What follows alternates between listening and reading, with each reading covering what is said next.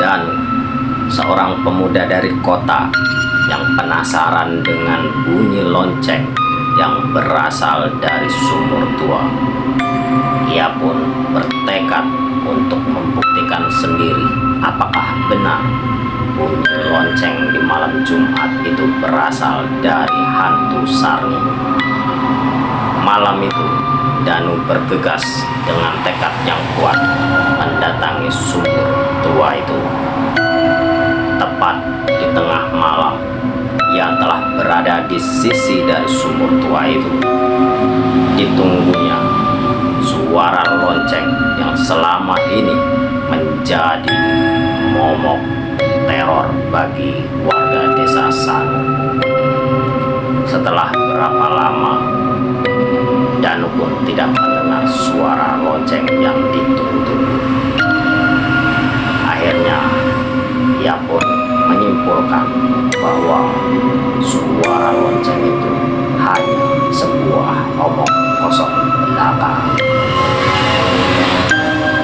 Akhirnya, Danu pun memutuskan untuk segera pulang dan meninggalkan sumur tua itu.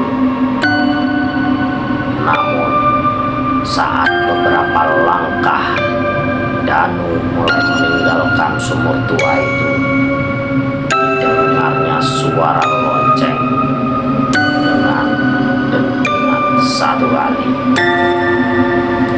Langkah Danu pun terhenti karena suara lonceng itu terasa begitu dekat dari telinganya. Danu pun penasaran. Ia ingin membuktikan apakah benar suara lonceng itu benar-benar dari hantu Sarni. Danu pun mulai memiringkan wajahnya. Dengan perlahan ia memalingkan wajahnya dan melihat sumur tua itu. Belum sampai kepala Danu menengok dengan sempurna ke arah sumur tua itu, ia dikejutkan dengan sesosok wanita yang keluar dari sumur itu. Sosok itu Sarni dengan wajah pucat, rambut acak-acakan, perlahan keluar dari dalam sumur. Danu pun terbangun dengan peristiwa itu.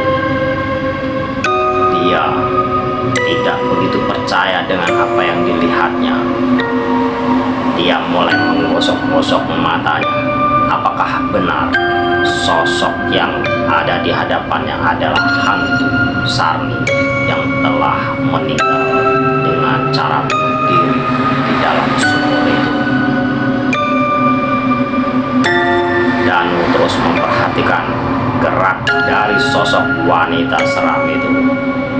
Perlahan wanita itu keluar dari mulut sumur, menampakkan seluruh dari badannya, dan akhirnya terbang melintasi pepohonan yang ada di sumur itu. Danu pun terkejut. Bulu kuduknya merinding, hatinya berdebar. Ia lumayan ketakutan dengan keadaan itu.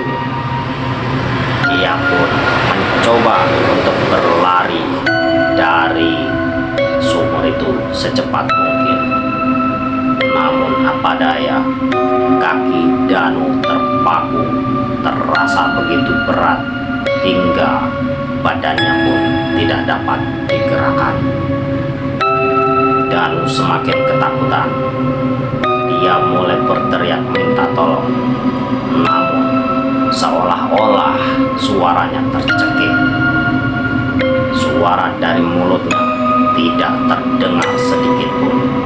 Hanya sebuah erangan yang mampu keluar dari rongga mulutnya. Saat dalam kekalutan, tiba-tiba Danu merasakan punggungnya dipegang sesuatu yang terasa amat dingin. Danu pun bergetar. Dia berusaha menengok apakah gerangan yang memegang punggungnya. Dengan perlahan Danu pun menengok ke arah belakang. Belum sampai Danu menengok, terdengar suara rintihan dari belakang tubuhnya. "Mas, ikut aku ke dalam sumur," kata suara di belakang Danu.